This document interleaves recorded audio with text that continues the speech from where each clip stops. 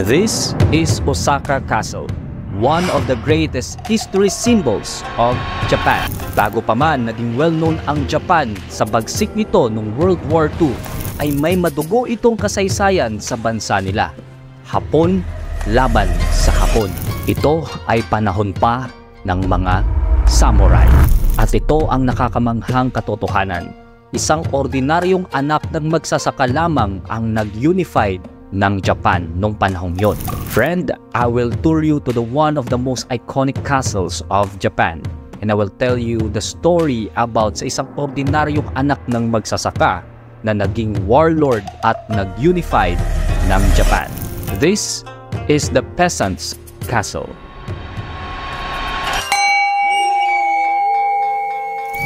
Ito yung Osaka Castle na tinayo ng 1583 ni Toyotomi Hideyoshi. Isa siyang warrior, general at saka politician nung Sengoku period. Naging inspiration siya sa iba, si Hideyoshi, dahil isang simpleng peasant lamang ang kanyang family, galing siya sa mahirap, tapos naging lord siya. Ang tanong kasi dyan paano siya umabot sa point na nabigyan siya at napansin yung kanyang kakayanan? Kung iisipin mo, wala naman siyang mataas na title or wala siyang background na kilalang pamilya.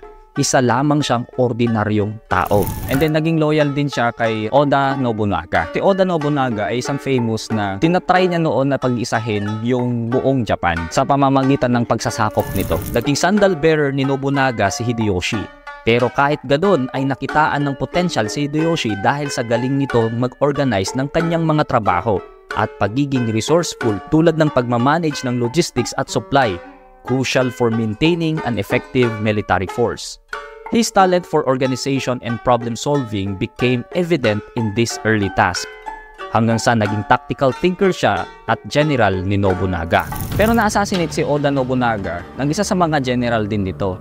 And then pinagpatuloy ito ni Hideyoshi. And noong 1590 ay tuluyan nga din na naging successful si Hideyoshi na mapag-isa yung most ng part ng Japan. At pinatayo nga itong castle na to na nagsisimbolo ng kanyang great power and success. Itong Osaka Castle ay napapaligiran ito ng malalaking bato at pinaniniwala na isa to sa mga pinakamalalaking bato sa buong Japan, or ang tawag nila dito ay Takoishi. Ang purpose nito ay para sa kanilang great defense. Para hindi sila basta-basta masasakop. And then yung mga bato na to ay nagsumusukat ng around mga nasa 59 square meters. Mula sa pagkakadesenyo ng castle na to ay talagang makikita mong mahirap sakupin ito. Kailangan mo na nila itong i-penetrate. Sobrang bigat at saka sobrang solid ng kanilang gate. Kahit pa man na makapasok sila dito, itong gate na to, may naghihintay pa ulit sa kanila na ganun ulit na sobrang solid din na gate. So parang halos imposible talaga na ma-conquer mo to. Based sa history, never daw talagang nasakop ang Osaka Castle nung si Hideyoshi pa ang namumuno. Makikita sa loob ang blueprint ng castle. Pinapakita din sa loob ang mga naging history ng Japan during Hideyoshi's time. Through paintings, action figures, at mga film viewings. May mga armors at weapons din na ginamit nila noon. Ang kwento ng buhay ni Hideyoshi ay nagpapakita lamang ng power ng ambisyon, talino at kakayanang mag-adapt.